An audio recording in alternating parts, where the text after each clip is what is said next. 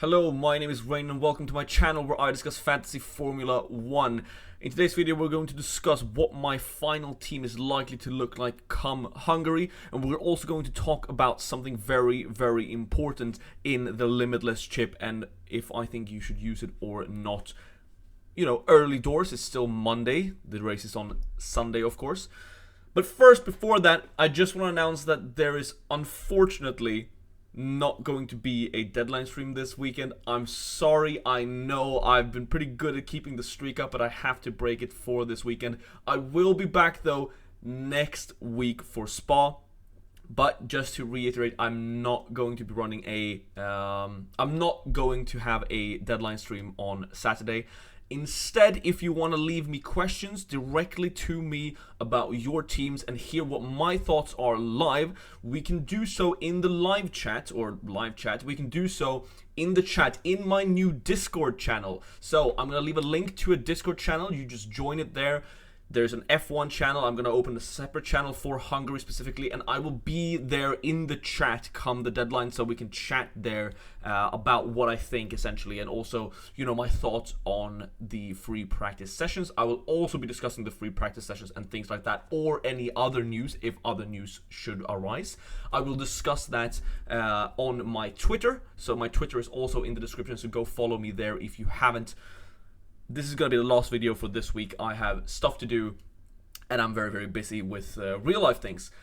But I still want to discuss this game. Why are we on F1 Fantasy Tools, you may ask? Well, that's because we're going to discuss Hungary and the Limitless chip, and then go into talking about my team. So stick around, let's get into it.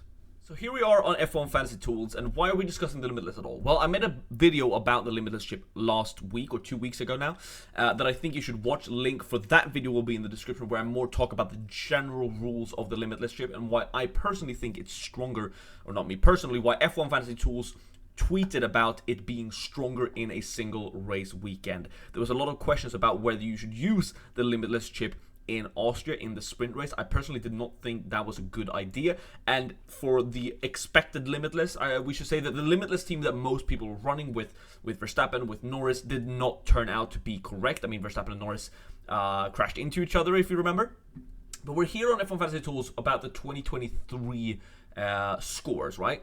And the reason we're going to do this is because you can go to this drop down menu here, and then you can go to race overtakes, which I think is the important stat here, and we can go to Hungary. So the reason why the Limitless is not that strong in sprint races is because in a sprint weekends rather, is because in a sprint race you still get the same points for overtakes and positions gained, and you don't get that many points for finishing first, second, third, down to 8, right? You only get 8 down to 1 point. Meanwhile, you still get 1 point per overtake. So because of that, the C-tier assets, this cheaper assets that people who aren't running the Limitless are playing with, are more likely to be closer in points total to those high-cost assets, the Red Bulls, the Ferraris, the McLarens, the Mercedes, you know? So those extra points that those cheap assets can gain from overtakes in a sprint race, even though it's not that much, it could, you know, get them closer to the score of the big boys, meaning that it's actually more optimal to play it in a single race weekend where overtaking is difficult, and probably early on in the season when teams are worse. So because of that reason, if you look at Hungary and you look here, down here on the average overtakes, you can see that Hungary right here was one of the worst tracks, bottom 5 tracks for overtaking. It was the same as Baku. You had Monaco here being the worst, that's expected. 2.3 for Canada, and then you had 2.5, 2.5, 2.5. So for that reason, Hungary is a race, really, where the high cost assets, those assets that are going to finish P1 to P5, will score quite a significant amount more than your regular assets. And if we look at the fantasy points here for Hungary, you will see that that's sort of the case. Look down this list here for Hungary last year. You have down to Leclerc. These are Red Bull, Mercedes, McLaren, and even, you know, the Ferraris did not score that great with 12 points, and then you get the rest of the points.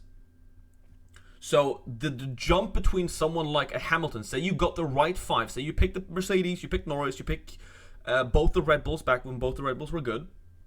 We're going to discuss Czecho Perez a bit later. The difference between points here is pretty staggering, really. So that's why I think Hungary could be a very good race to use the Limitless in. Now, should you use the Limitless in Hungary? Well, it depends on a few factors that I can't, say for sure yet. But for one, here is the weather forecast for the Hungaroring. If you look on Sunday, it's looking like a very, very warm race, and there's not looking like there's going to be rain. In fact, you can barely even see rain on the long-term forecast. If it was raining, I would not use it because that increases the risk of overtakes, I guess, in the sense where you're using your Limitless, because people are on different tire strategies. And in a race where it's just going to be super hot, yes, there might be it might be a 2-stopper if the degradation is high. It might be a 3-stopper for some, but people are generally, the teams and the drivers are generally going to be on similar tire strategies, which means I think that the amount of overtakes are going to be lower. That speaks well in favor of the Hungaroring. So if you haven't used your Limitless yet, I think this would be a good case to use it. I think this would be a good place to use it. And in fact, I have made a second team for this exact purpose. So this is the second team. I made it in like China, so it doesn't have any points. I've just been using it as sort of an experiment thing and checking things out in terms of what you can do at different budget points if you started later on in the season, because I've gotten questions about that. Obviously, I put the 2x on Gasly last week as a meme. That obviously didn't work out, but this team is not my team. It's not the team I'm focused on. It's not the team that's in the top 10K. This team is like in the couple millions, right? But what I have here is a team, I have to go back here, that I can use the Limitless on, because I haven't used any chips here. And I'm actually going to go so far as to just use the Limitless chip now, right now, live, to build a team. Because that's how confident I am that Hungary will be your best case to use the Limitless. Now, obviously, second team doesn't matter. But if I were to Limitless, which I am on, which I will be doing on this team, the team I would be running is definitely Max. Always have Max. Definitely Lando, and Lando's probably the DRS boost, let's be honest. And then it's a kind of a toss-up. It's never Perez. It's never Perez. It's probably Piastri, because McLaren look fast. Mercedes have been good in slow corner circuits, which the Hungaroring is. But Ferrari have sort of figured out their problem. If you don't know, Ferrari brought an upgrade to this triple header to Spain, which the way they described it and the way I read it in the articles that I've read about it is it increases the ceiling of how good their car can get, because it's increased their downforce. But this increased downforce has created additional problems where they bounce, and they're losing quite a lot of speed in high speed corners and on the long straights. And they won in Monaco, and they look pretty dominant in Monaco, which is a very, very slow speed circuit. So if Hungaroring, which is also a slow speed circuit, a lot of slow speed corners, I think the Ferraris could do really well in qualifying and then be good enough to avoid getting overtaken. It's just whether their strategy can be on point so they don't get overtaken later on. Again, difficult to overtake, especially if you're slow on the straight. I think Ferrari especially is going to struggle with overtaking because if they do that. Now, we've also seen that Leclerc and Sainz, they did try to go back to the previous specs because the new specs were bringing so much problems. So we actually don't know yet what Ferrari will run. Will Ferrari run their new specs that have this higher downforce capabilities because Hungaroring is a good track for it? Or will they say, this is not working well enough, let's go back to what was working back when we were the second fastest team? So, it depends on what Ferrari runs.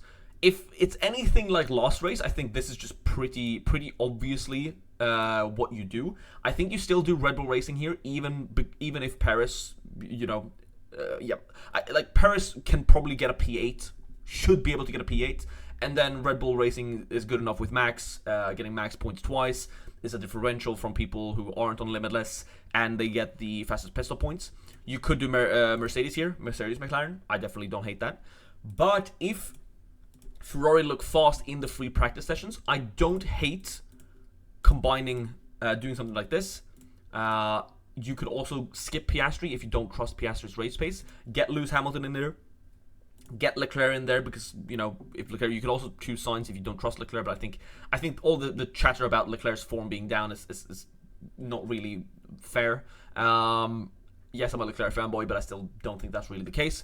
So you could mix and match something like this. But I personally would be trying to minimize the spread and trying to go for as much points as possible, and that involves guessing the fastest team. And I know that's difficult, but that's how you get ahead with the Limitless. So if the Ferrari look fast in free practice sessions in quali specs, and they look to perform well in qualifying, I could see myself doing this for the team, but I think I'm pretty set on doing Red Bull Racing McLaren, Max Verstappen, Lando Norris, Oscar Piastri, and then just either double Mercedes or double Ferrari, depending on which team looked the fastest. Now, it could be the case where Mercedes still look fast, Ferrari look fast, and then maybe the McLaren don't look fast, because McLaren have been known to be good in high-speed corners. Then maybe if the McLaren don't look fast, I'd probably still keep Norris, just because Norris has been so good recently. Yes, I know he's bottled some wins, but he's still been on the podium in most races so far, apart from when he crashed with Max. But, you know, that crash was definitely Max's fault.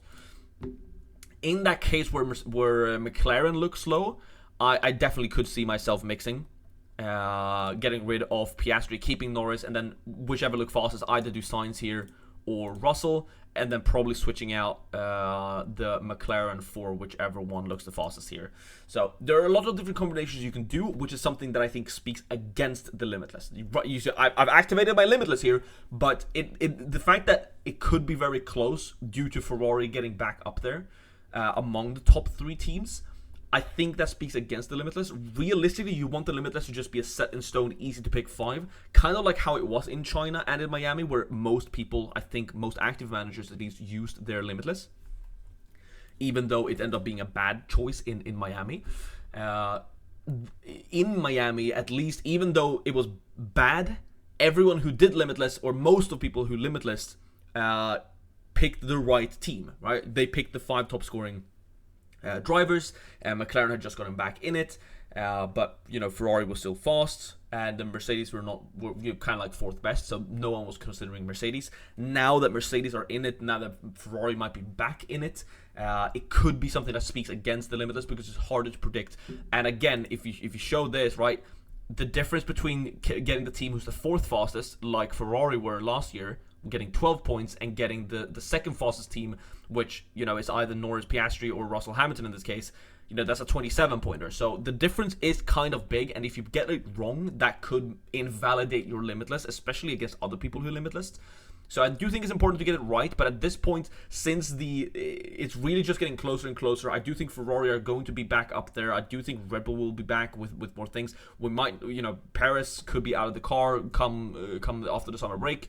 And we could have an additional driver from Red Bull being competitive. So I think now is just the best time to use it. I think next season for the Limitless, I think we should look to use it as early as possible, especially if it looks like 2 teams are clearly the 2 fastest. But that's just what I think right now.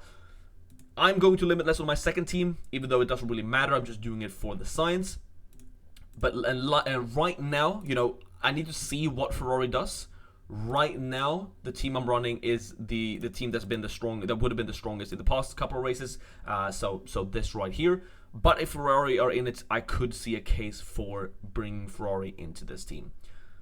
Now let's quickly discuss Czecho Perez. I got a very, very interesting question on Twitter earlier today that got me thinking, and that's why I want to include this in the video. So Czecho has performed horribly in the last couple of races. Nico Hülkenberg has scored more points in the last 2 races than Czecho have in the last, is it 5 or 6 at this point? It's bad. What I'm trying to say is that it's bad. Czecho has not been performing. This comes right after he re-signed for Red Bull for 2025. There are believed to be exit clauses in his contract should he not live up to some performances. There are different speculations on what this can be. I haven't still not seen any reports that guarantee that these are what the exit clauses are, but almost all reports and, you know, common sense say there's some sort of exit clause or performance clause in his contract that would allow Red Bull to kick him out. And I've seen increasing reports and rumors about him being replaced with Daniel Ricciardo after the summer break, considering his poor run of form. I don't know if this is true, but what would this mean for fantasy if this happens? So when Ollie Behrman replaced Sainz earlier this season, we didn't know how they were going to handle that fantasy-wise. And how it turned out was that Carlos Sainz as an asset was essentially X'd out. He wasn't getting any points, and it basically you could not continue with the team without removing Carlos Sainz. It basically said you have to sell Sainz if you had him in your team.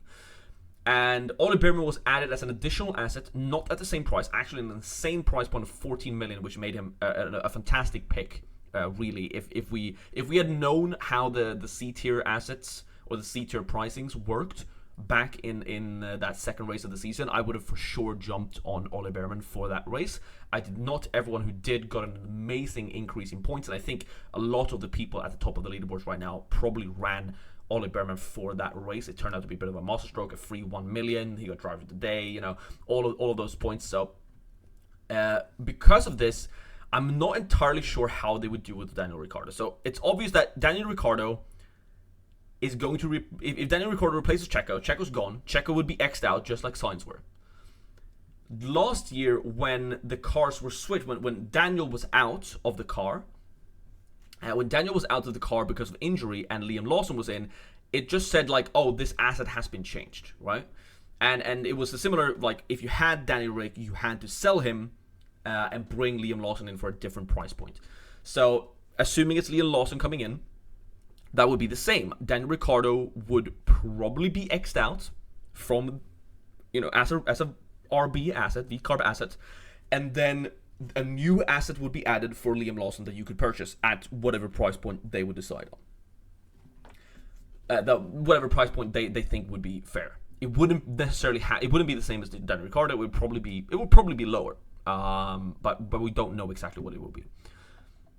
The question is whether if he moves to Red Bull, will he remain as a 10.9 million asset, or will he be like properly X'd out like Sainz were and like he were last year when he was out the car?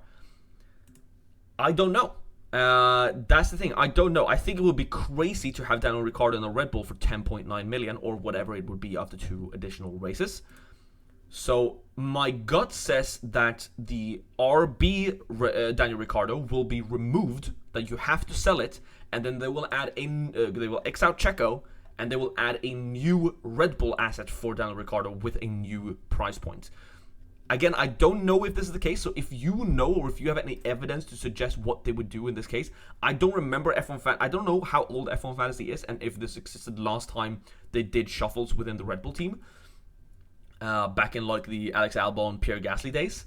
So I don't know how this will work, but that's how I imagine it will work. But obviously, if something like this were to happen, I would be talking about it immediately here, and the repercussions of it, that would be an entirely separate video. So if that were to happen, just know that a video would be popping up. But again, this is not something that's likely to happen until at least after the summer break. I think Czecho has to pull himself up. If he performs poorly in both Hungary and in Spa, I think he should be gone, really. Underscoring a Haas is frankly quite embarrassing. I understand that the car is on a race-thin edge and that Max Verstappen is a monster, but the performance is there, and even if you can't extract all of it, being that far back is quite frankly pretty inexcusable. Having a bad race is fine. I mean, Leclerc has bad races all the time, but repeatedly doing it and being to the point where now Red Bull are properly challenged for the Constructors' title, I think if he underperforms in the next 2 races, Red Bull will pull the plug on him to ensure that they, or at least increase their chances of him winning, Red Bull winning the Constructors as well as the Drivers' Championship. So that's my take on Checo Perez. Right now, he's in a complete void for fantasy. I don't hate the Red Bull Racing Constructor, especially on a Limitless, but even, you know, Checo's performances are bringing down the Red Bull Racing asset as a whole, and I think if there was an equal driver to Max or close to equal driver to Max in that second car, I think many more of us would be looking towards running Red Bull Racing as an asset. But I mean, at 29 million, people are just, it just doesn't look worth it, really. So that's my take on Czecho Perez. Let's go back to talk about my actual team and what my likely transfers are going to be. So we're back on my main team, top 10k in the world. Not really like 10.9k, but close enough. Top 11k in the world, and looking to climb further. Currently on the single premium driver strategy. If you didn't watch my transfer plans video, essentially it's looking very similar. I discussed a bit on which transfers I would remove. I do have 3 free transfers, not which transfers, which drivers I would remove. I think Nico Hülkenberg is unremovable right now. It would definitely be Ocon. Out of these 4 C-tier assets, Ocon is the main one that I would look to remove, just because they prefer Pierre Gasly within the team, and he seems to get the favorable strategy and the favorable parts should upgrades come. And then it's probably Kevin Magnussen. Yes, Magnussen is a beast, keeps qualifying poorly and then increasing price because he does overtakes in the fast Haas. But at the price point, I just can't afford to hold him, really. And I was discussing which B-tier driver to pick alongside Lando Norris because I really wanted to keep Lando Norris. And I would have to do a third transfer. I can't fit George Russell and Logan Sargent in here. Logan Sargent is 5.2 million currently, so I'm 0.5 million back on that. So I would have to downgrade one more thing. It could be a Pierre Gasly downgrade, it could be a Lando Norris downgrade, or it could be a McLaren downgrade. Either McLaren down to Ferrari, Lando Norris down to any other B-tier asset, or Pierre Gasly down to a Bottas type category, or Bottas type level of price point, or likely Alex Albon. And I discussed a bit on how I was fine really with having Logan Sargent, because I mean, upgrading to Bottas or Show look bad anyway, so I kind of just have to stick Logan Sargent in there for now. And again, if McLaren look to struggle in the free practice sessions, it's probably actually not Lando Norris going, it's actually McLaren going. So I think Lando Norris is pretty safe. He's going to be my DRS boosted driver almost certainly. If McLaren are struggling like that much that I would want to remove him, I could just add the 2x on my other driver or run the autopilot if I'm unsure. But I would rather remove the McLaren constructor over Norris in any case. So it's actually never really Lando Norris, and I pretty much decided that now in the moment. So it's either McLaren down to Ferrari, especially if Ferrari look fast, if their upgrades work on the high downforce circuits of Hungaroring, or if they reverted to the old specs that seem to work better. Hungaroring really is like the trackside Monaco, so I can see myself doing the Ferrari switch, and that's probably the most likely one. If Ferrari look bad and I don't want to run Ferrari, and McLaren look really fast and I want to keep McLaren the constructor, it could be Pierre Gasly down, but that would leave me pretty stuck in terms of budget. At least running 2 premium C-tier assets in Gasly and Hülkenberg, which I believe they are. They're probably the 2 of the best C-tier assets, especially for the price. I feel like having them in there to keep increasing the price is good for my team, because say I replace this with like a Bottas, you know, now I have Valtteri Bottas and Logan Sargent here, who's probably going to decrease in price most races, let's be honest. Then I have a McLaren in there, who's an A-tier asset, doesn't increase. I have Lando Norris in there, A-tier asset, doesn't increase in price. And I'm pretty much stuck with just Hülkenberg, Russell, and Mercedes increasing in price, which means my budget gain is going to slow down towards other teams who are already richer and can already do an upgrade. Yes, I can do Alex Albon here, which is probably better. It would probably be Albon. But I still don't fully trust Williams, and I think Williams are probably the 9th fastest team. Second slowest team after the V-carbs. No, not the V-carbs, the kicks. So those who are just a bit more rich than me, literally just 0.5 richer, can just already fit Pierre Gasly in here. So for that reason, I feel like those who are running a Gasly Hülkenberg setup with the similar teams such as me, they're just going to increase in budget even further, which means they can afford a better team in the future, and I'm going to be left behind in the dust. So I actually prefer running the Ferrari right now, and this is the likely team. The other thing is which B-tier driver, right? Because right now I'm picking George Russell, but if you notice, even with Pierre Gasly in here, I do have more money in the bank. Like, this Pierre Gasly could still be a Kevin Magnussen, but the reason for the main reason actually for saving the money in the bank here One thing initially that I was thinking was, okay, that it leaves me budget for final fixes in the future, which is really, really good. But it also leaves me flexible for Spa. And if you don't know Spa is a very, very easy track to overtake. And Spa is a track where many drivers usually take engine penalties if they need to. And it has been rumored, it's not confirmed, but it's rumored that Max Verstappen will take an engine penalty in Spa. It's a good place to take it. He can overtake a lot. And if Max Verstappen is running an engine penalty in Spa starting further back, I'm going to want to have Max Verstappen. And since I'm using 3 transfers here in Hungary to bring George Russell, or, you know, this could be Charles Leclerc, but then I have no money in the bank. The reason why I want to pick George Russell as the cheapest of the good B-tier assets is so that I can more easily get to Max Verstappen in Spa should he take an engine penalty, right? Getting to Max Verstappen from this point is pretty difficult because he's at 31 million, and especially with 2 transfers. And, you know, if I'm in the territory of taking -10s all the time, then the value of getting the Max Verstappen penalty points is not going to be that good. So the reasoning for sticking with George Russell here is that I can very easily, in 2 moves, just downgrade either Hulk or Gasly, get Max Verstappen in, and, you know, here I'm actually close. Shogun U is 7.5, but I'm hoping that Gasly or Hulkenberg, either of them increases in price, and that Show or Bottas do not, aka Show and Bottas decrease. And if Show and or Bottas were to decrease, and Nico or Gasly were to increase in price, I could afford this switch.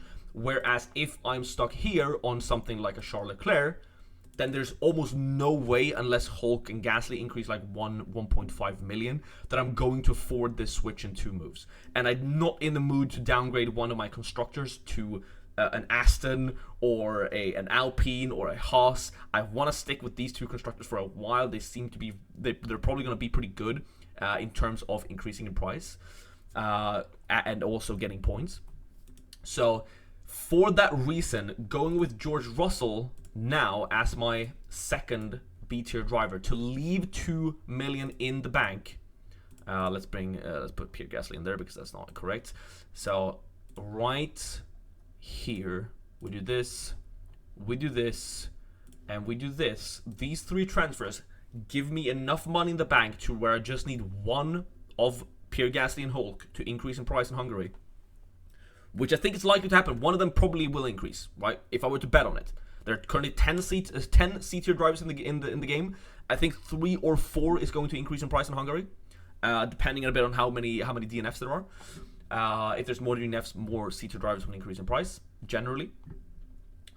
So I think one of these 2 should increase in price, and that would allow me to get Max Verstappen in if Max Verstappen does take an engine penalty come Spa. So a lot of different configurations, but it's just getting George Russell over like a Lewis Hamilton, over a Charles Leclerc, over a Piastri. That extra money that I save is what's going to allow me to take Max Verstappen if I want to in Spa. I don't have to do it. I think George Russell is perfectly fine. I probably would want to take Hamilton instead, but I think they're pretty close. And like, if he hadn't DNF'd, yes, Hamilton won and probably still would have won over George Russell, but George Russell will still have gotten decent points, and it's probably not my DRS boosted driver. My DRS boosted driver is almost certainly going to be Lando. So I feel pretty good taking George Russell here over something like a Leclerc or Hamilton or Piastri, just so that I can potentially get Max in Spa. And that is about it. Let me know down in the comments if you know what would happen in fantasy if Czecho does get kicked from Red Bull. I have no idea. This is mere my section on that was mere speculation. Also, leave me a comment on what your team is, and I'll try and help you out. Don't forget to join the Discord, where I'll be in the chat chatting about qualifying and all of that instead of doing the deadline stream. Again, I'm sorry, no deadline stream this weekend, but I'll be back next weekend for Spa. Again on Saturday next weekend. There are videos coming next week, so look forward to that. Don't forget to subscribe. Thank you so much for 1,000 subs. That's pretty cool, and I can't wait to ride out the rest of the season with you guys and this channel. If you enjoyed this video as well, please like it. It doesn't cost anything, and it makes me feel good. You know, I put in some effort. Each like makes me feel like the effort was well placed. So thank you so much. I will see you in the future, and don't forget to join the Discord. Bye.